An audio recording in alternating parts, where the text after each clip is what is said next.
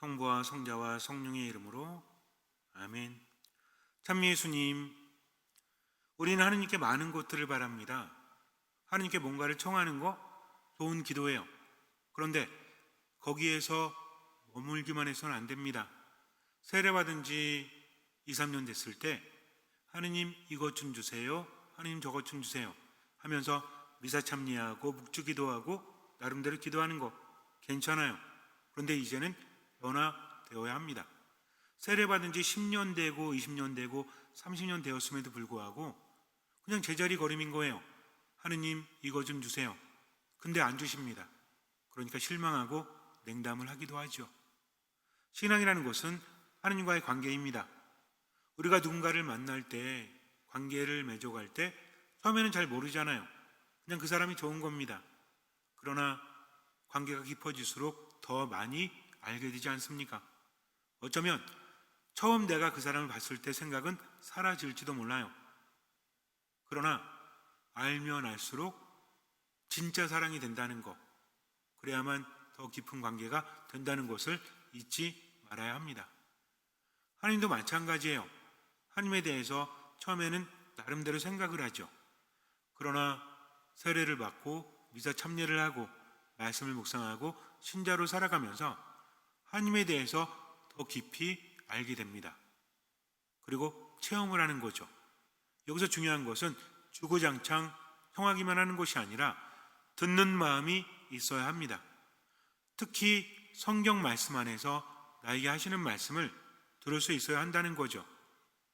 뭐뭐를 해라, 뭐뭐를 하지 마라라는 계명만을 말하는 것이 아니라 성경에 등장하는 많은 사람들, 그 사람들과의 하느님과의 관계, 이것 안에서 우리는 하느님을 만나고 신앙을 배워갈 수 있다는 거죠. 성경의 인물들은 몇천 년 전의 사람들이에요. 시대도 다르고 환경도 다릅니다. 그러나 우리는 그 안에서 하느님을 만날 수 있다는 거죠. 당시 환경이 어땠는지, 시대가 어땠는지 하면서 배우는 겁니다. 그리고 내 삶을 통해서 그것을 실현해 나가는 거죠. 역사라는 것이 의미가 있는 것은 무엇입니까? 옛날에 어떤 일이 있었다, 이게 아니잖아요. 그 일을 알므로 인해서 지금 내 삶을 바꿔가는 것, 즉 역사 안에서 우리는 뭔가를 배우고 삶에 적용시켜야 합니다. 특히 구약의 인물들, 너무나 먼 시대의 이야기이기 때문에 와닿지 않을 수 있지만 그 상황을 안다면 인간의 삶이라는 것은 그때나 지금이나 다를 것이 없어요. 외형적으로는 많이 변했지만 관계 안에서의 삶의 본질은 그대로 남아있다는 거죠. 그래서 구약의 인물들 통해서 우리는 하느님을 만날 수 있고 또 나와 하느님의 관계가 어떤 것인지를 알 수 있고 어떻게 관계를 맺어가야 될지 생각해 볼 수 있다는 겁니다. 어렵게 생각하지 마시고요. 말씀을 깊이 이해한다. 그런데 그 시대에 맞게 그리고 내 삶에 적용시킨다. 그렇게 생각하시면 됩니다. 어떤 마을이 있었습니다. 사실 처음부터 마을은 아니었고요. 사람들이 하나둘 생기기 시작하더니 어느 날부터 많은 사람들이 생겨나기 시작을 해요. 갑자기 사람들이 생겨났다고 하니까 이상하죠? 원래는 버려진 곳이었습니다. 경기가 어려워질수록 부양할 수 없는 사람들을 내다 버리던 그런 시대였거든요. 팔을 못 쓰는 사람들, 다리를 못 쓰는 사람들, 병든 사람들, 그리고 나이가 많아서 일을 할 수 없는 사람들. 우리나라에도 옛날에 고려장이라는 게 있었다라고 하잖아요. 물론 역사적으로 들어가면 내용이 좀 다르다고 하지만 어쨌든 삶이 힘드니까 나이 많은 어르신들을 버리는 것, 그래서 일을 할 수 없는 사람들이 버려지기 시작을 합니다. 물론 사람들이 가끔씩 먹을 것을 갖다 주었어요. 그러나 풍성하지 않습니다. 일반 사람들도 먹고 살기 힘든 시대였거든요. 어쨌든 사람들이 모여서 살아가니까 그 안에서 하나의 사회가 이루어집니다. 그런데 점점 힘든 사람들만 모여드니까 먹고 살기가 더 힘들어지는 거예요. 그러던 어느 날 한 사람이 나타납니다. 마을을 둘러보더니 사라져요. 그리고 많은 사람들과 함께 다시 나타납니다. 거기에 있던 사람들에게 먹을 것을 나눠주고 옷가지를 나눠주는 거예요. 그리고 움막이었지만 집들을 고쳐줍니다. 그리고 사람들을 모아놓고 이렇게 말해요. 이제부터 내가 여러분들을 도와주겠습니다. 여러분들은 내가 시키는 일을 하면 됩니다. 그러면 월급을 주도록 하겠습니다. 사람들은 믿지 못했죠. 아니, 뭐 얻을 것이 있다고 우리한테 일을 준단 말인가?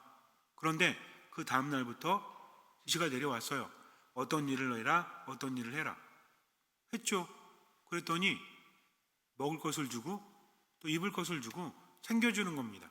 그리고 일주일이 되었을 때 월급이 아닌 주급을 주는 거예요. 일주일 동안 일한 사람들에게 돈을 주었습니다. 반신반의했지만 어쨌든 돈을 줬잖아요. 사람들이 열심히 일을 하기 시작합니다. 그런데 기가 막힌 것은 그들이 각자 처한 환경에서 할 수 있는 일만을 주었다는 거죠. 맞춤식 일이라고 할까요? 어쨌든 사람들은 자기가 할 수 있는 일이었기 때문에 열심히 일을 합니다. 그리고 일주일이 지났을 때 돈을 받았어요. 그러던 어느 날 그 사람이 오더니 한 사람을 지명합니다. 그리고 이렇게 말해요. 당신은 보아하니까 눈빛이 살아있군요. 똑똑한 것 같아요. 그러니까 앞으로 내 일을 더 도와주십시오. 내가 많이 바쁘기 때문에 그동안은 자주 왔지만 앞으로는 자주 오지 못합니다. 그래서 이 사람들을 대신 관리해 주기를 원합니다. 다른 사람들보다 더 많은 월급을 주겠습니다. 보안이 벙벙했죠. 몸이 너무나 약해서 일을 제대로 할 수 없었어요. 다른 사람들보다 더 많은 일을 할 수 없었기 때문에 조금만 받았는데 이제 기회가 생긴 거죠. 무조건 알겠다고 했습니다. 감사합니다. 감사합니다. 열심히 일하겠습니다. 그리고 나서 그 다음날부터 관리하는 일을 하기 시작합니다. 위에서 이렇게 해라 라는 계획서와 명령서가 떨어집니다. 그 사람은 그것을 그대로 실천을 했죠. 사람들을 관리하고 또 사람들이 하는 일을 배당을 하고 또 그들에게 어떤 지시를 내리면서 위에서 내려온 명령대로 사람들을 관리해 나가기 시작을 해요. 마을은 점점 발전을 합니다. 사람들이 주변도 깨끗이 하고 또 길도 닦기도 하고 어떤 사람은 집을 고치기도 하고 저마다 기술들이 있었거든요. 잘 먹고 잘 자고 잘 입으니까 몸이 건강해지고 또 일도 열심히 할 수 있었습니다. 그리고 더 대단한 것은 다른 사람들도 마을로 모여들기 시작을 했다는 거예요. 점점 마을이 활기를 띠고 경제적으로 활성화되니까 주변에 있는 사람들이 와서 장사도 하고 여러 가지 사업을 하기도 합니다. 그 덕분에 마을은 점점 윤택해져 갔죠. 그리고 처음에 와서 도와줬던 사람은 때로는 일주일에 한 번, 때로는 한 달에 한 번 이렇게 찾아오기 시작을 합니다. 관리를 맡은 사람은 그 사람이 올 때마다 너무나 좋았어요. 왜냐하면 눈에 보일 정도로 좋아지는 그 마을을 보여주고 싶었어요. 그리고 평가를 받고 싶었습니다. 그 사람의 칭찬 한마디에 마음이 즐거워지는 거예요. 행복한 거예요. 그렇게 시간이 흐릅니다. 몇 년이 흘렀을 때 관리자는 조금씩 변하기 시작을 합니다. 처음에는 도움을 준 그가 오는 것이 너무나 좋았어요. 그런데 시간이 흐르면서 마음이 바뀌기 시작합니다. 우리 보통 이런 말 하죠. 말 타면 종 부리고 싶다. 처음에는 뭔가 절실히 바라고 그런데 그것이 이루어졌을 때 감사하는 마음이 있지만 점점 약해지지 않습니까? 참 사람의 마음이 간사하죠. 처음엔 너무나 고마워서 고맙습니다. 제가 최선을 다하겠습니다. 했지만 시간이 흐르면서 이런 생각이 들어요. 나 때문에 마을이 더 활기차게 되는 것이 아닌가. 나 때문에 마을 사람들도 잘 먹고 잘 살 수 있는 거 아닌가. 그러면서 점점 교만해집니다. 그리고 그 사람이 찾아오는 게 반갑지가 않아요. 아니 왜 이렇게 자주 오는 거야? 바빠 죽겠는데. 이제는 그가 칭찬을 해도 별로 기쁘지 않습니다. 그건 당연한 건데 뭐 이런 생각이 들어요. 그리고 나중에는 만나주지도 않습니다. 바쁘니까 할 말을 아랫사람에게 하고 가면 나중에 듣고 그대로 하겠다. 이렇게 변한 거예요.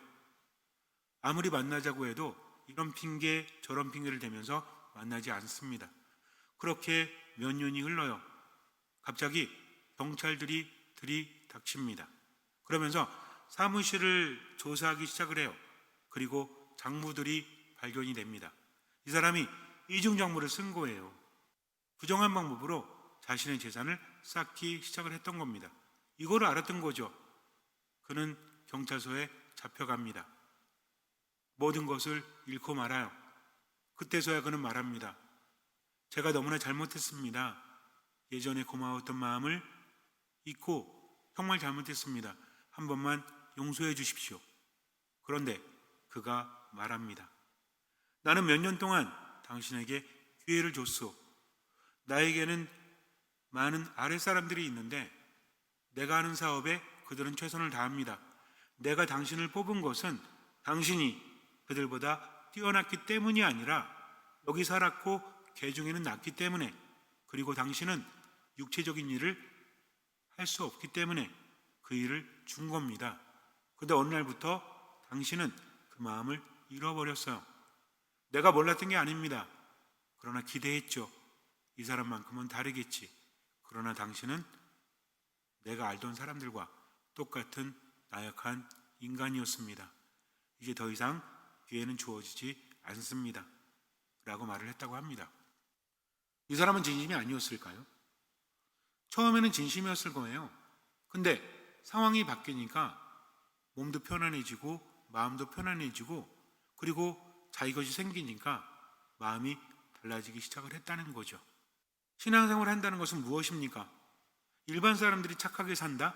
라고 말하는 것과 신앙인이 착하게 산다는 것은 다른 거예요. 물론 겉으로 보이는 건 비슷할지 몰라요. 하지만 뿌리가 다릅니다.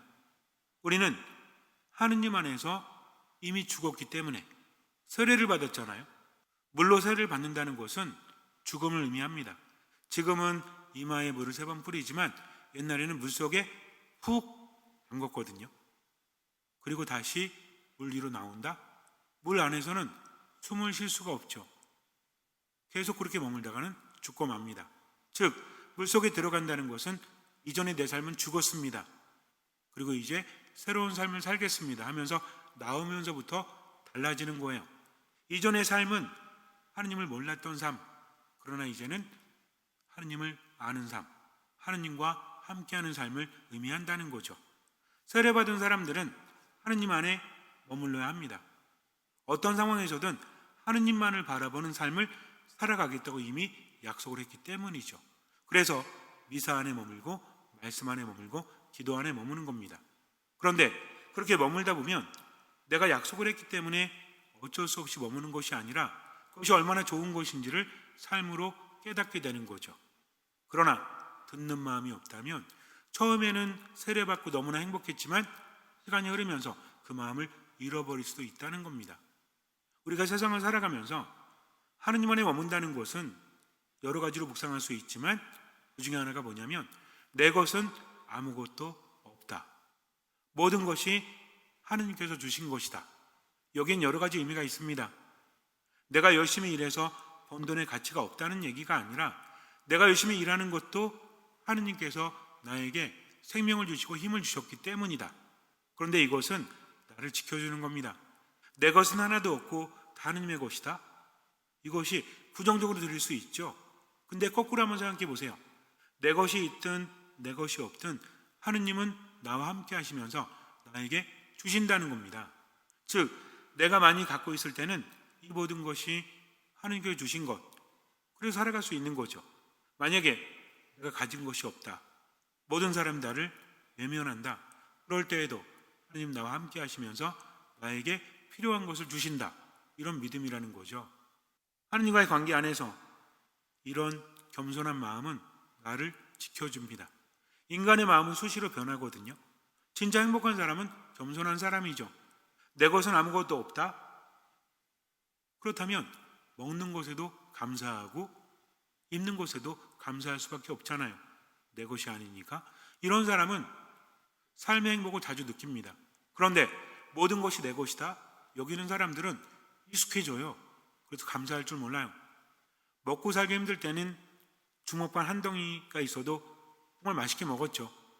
물론 저도 그런 시대를 살아본 건 아니에요. 그런데 풍성해지니까 고기를 먹어도 감사할 줄 몰라. 뭔가 만족감이 떨어진다는 거죠. 그래서 하느님 안에서 겸손한 사람은 그 자체로 행복한 사람인 겁니다. 이거를 삶의 체험으로 느낄 때 우리는 더 많은 행복을 느낄 수 있다는 거죠.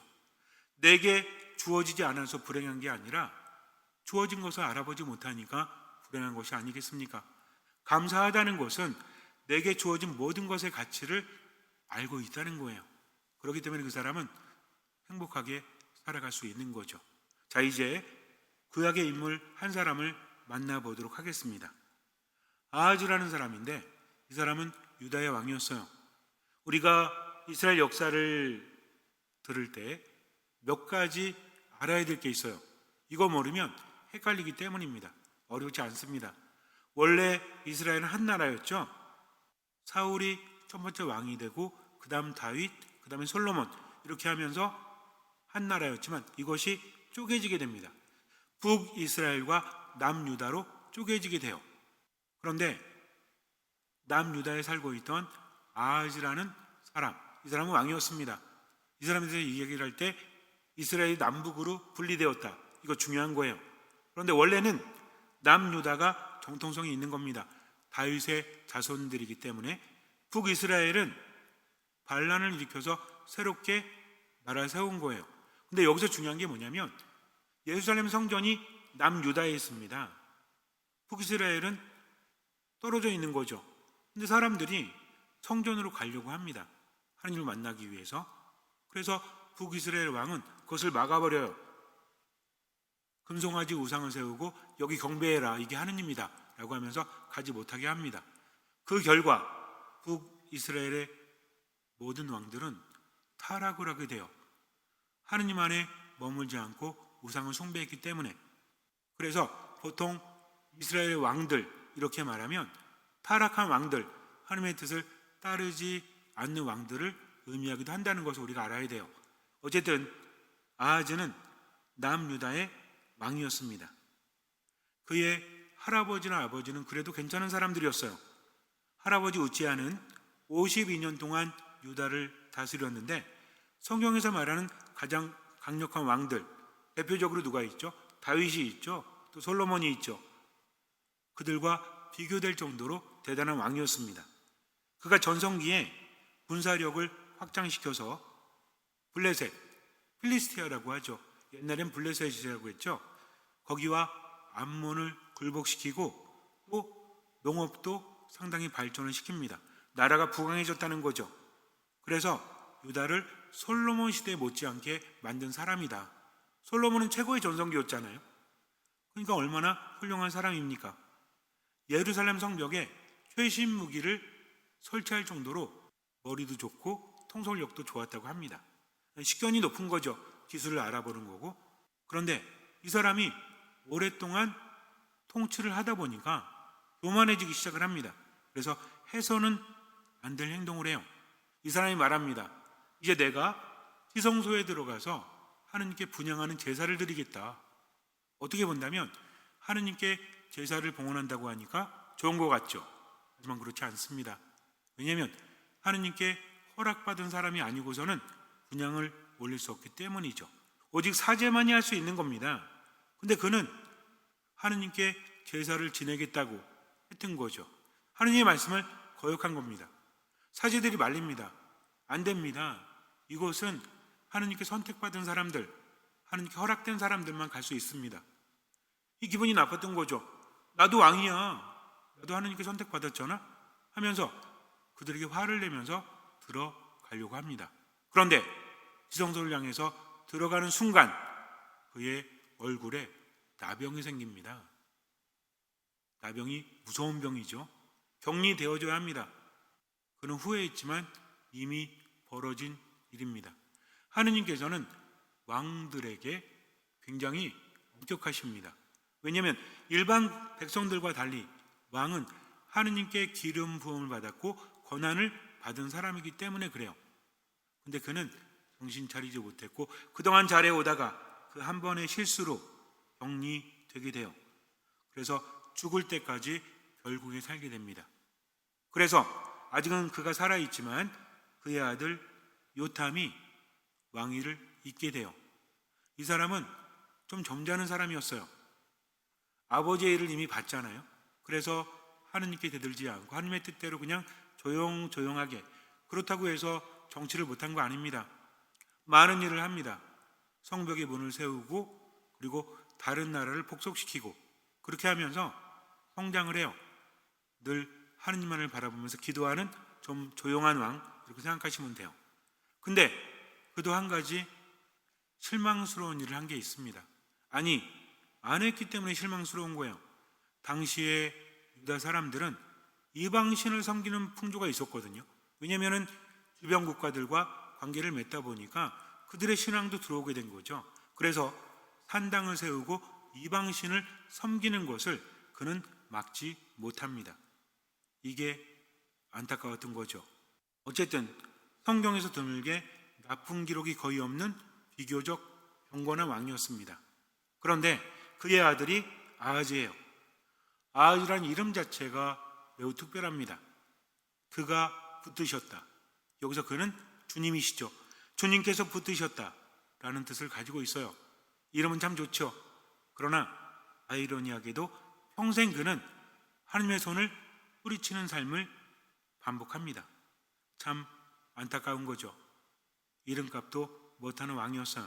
그는 남유다 왕국의 12대 왕이었습니다. 할아버지, 아버지는 그래도 비교적 훌륭했잖아요. 그러나 그는 최악의 왕이 됩니다. 20년 동안 남유다를 통치를 했는데 그는 끊임없이 하나님을 실망시켜요. 원래 이스라엘 왕은 어떤 존재죠? 이스라엘 왕은 하나님께 기름 부음을 받은 자라는 뜻입니다. 그래서 이스라엘 왕은 그냥 혼자 왕이 되는 것이 아니라 예언자가 기름을 부어줘야 돼요. 하느님께서 그를 선벌하셨다라는 의미입니다. 근데 문제는 뭐냐면 보통 예언자들은 하느님께서 부르시지만 왕은 이어지잖아요. 겉으로 볼 때는 기름 부음을 받은 자, 하느님께 선택받은 자라고 하지만 실질적으로 그들은 아버지께 받은 거잖아요. 그러니까 나라가 자신의 것이라고 생각을 합니다. 이게 문제라는 거죠. 처음에 왕은 그렇지 않았지만 그 아들 또 그 아들 이렇게 이어지면서 왕들은 그냥 형식적으로 하느님께 기름 부음을 받았다. 그러나 삶은 자기 마음대로 사는 경향이 나타나게 됩니다. 이 사람은 통치 초기부터 어떤 짓을 하냐면 우상 숭배를 합니다. 이스라엘 왕은 하느님께로부터 선택받았으니까 하느님만을 섬겨야 되는데 이 사람은 다른 신들을 더 섬겨요. 어쩔 수 없이 하느님의 말을 듣는 척을 하지만 우상 숭배를 합니다. 이게 문제였죠. 선을 넘습니다. 어떤 선을 넘냐면 우상을 숭배하는 것만으로 그치는 것이 아니라 이방인들이 하는, 이방신을 섬기는 사람들이 하던 하느님께서 역겹게 여기는 짓을 합니다. 자신의 아들들을 불길 속으로 거닐게 해요. 이게 뭐냐면 인신공양이에요. 아들을 바쳐서 신에게 바친다?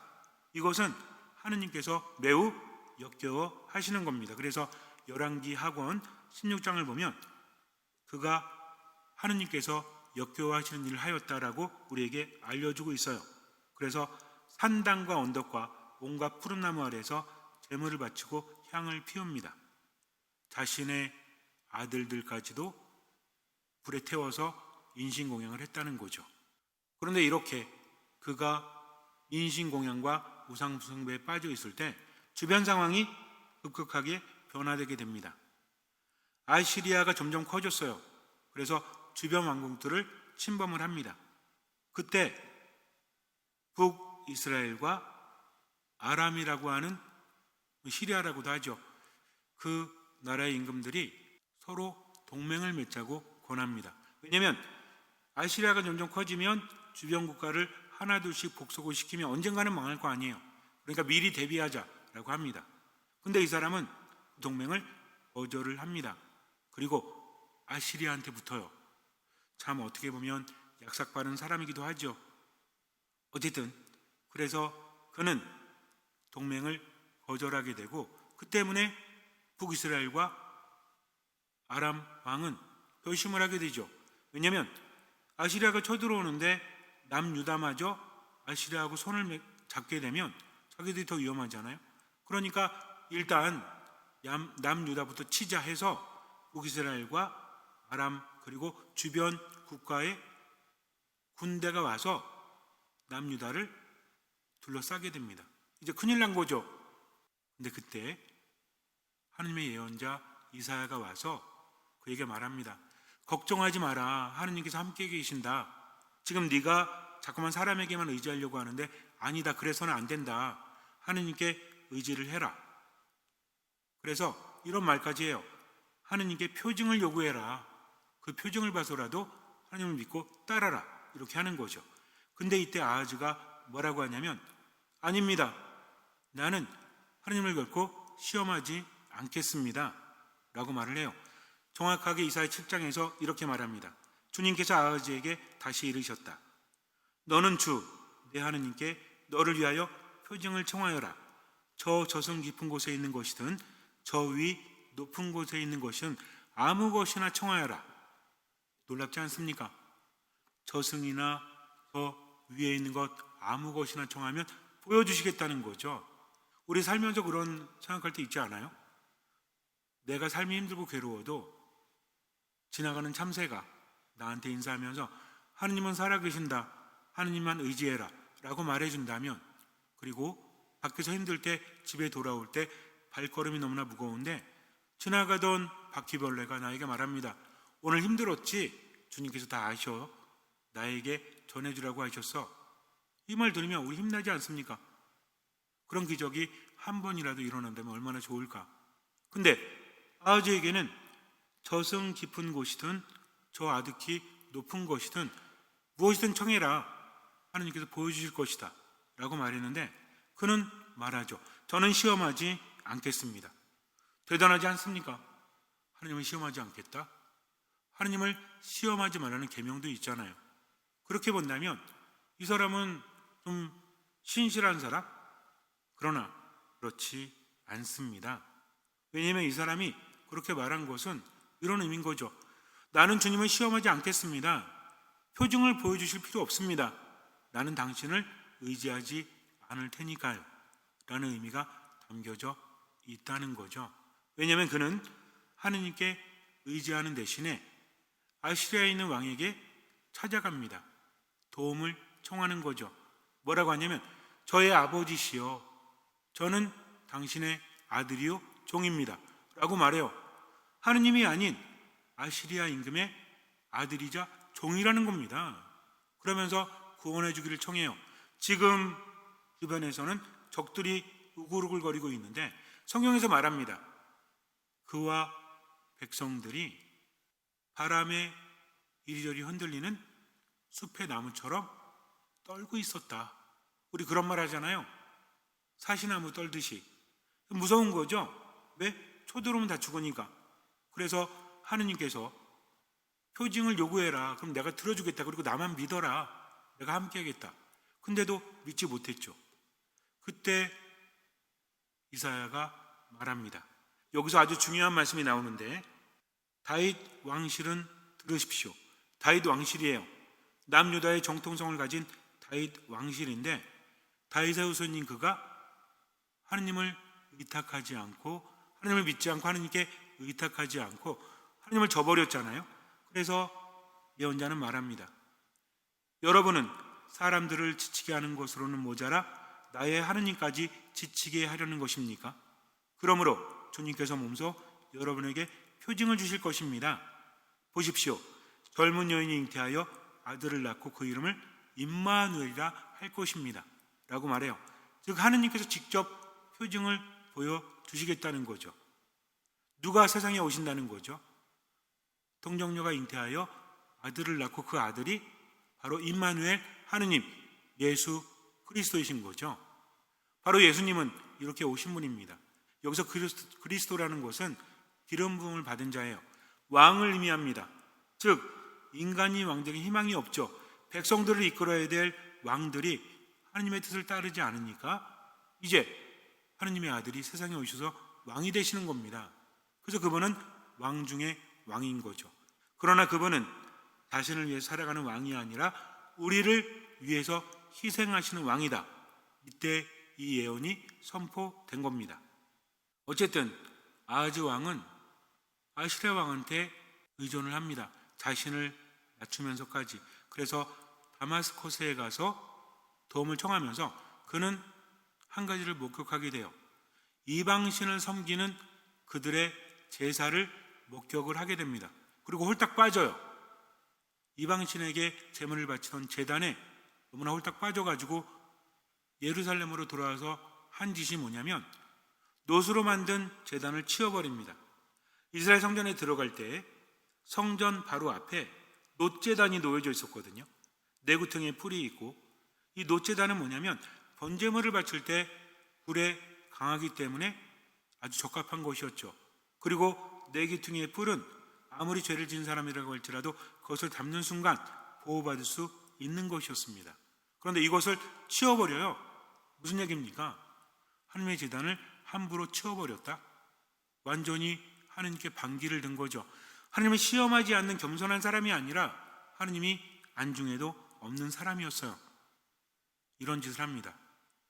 결국은 침공을 받게 됩니다. 절체절명의 위기 속에서 아하즈는 하나님께 엎드려 회개하는 대신에 당시 최강대국이었던 아시리아에게 도움을 청하죠. 그래서 성전과 자신의 궁전에 있는 모든 금은 부하를 모아서 바칩니다. 그러나 아시리아의 왕은 구해주기는커녕 더 큰 압제와 착취를 합니다. 역대기하권 28장을 보면 아시리아 임금 티글랏 피레세르가 아하즈에게 오기는 하였으나 그는 돕기는커녕 오히려 괴롭혔다. 아하즈가 재물을 벗겨내어 아시리아 임금에게 주었지만 아무런 도움도 되지 않았다라고 합니다. 자, 지금 남유다는 북이스라엘과 아람군 이렇게 둘러싸고 있었죠. 요린을 당합니다.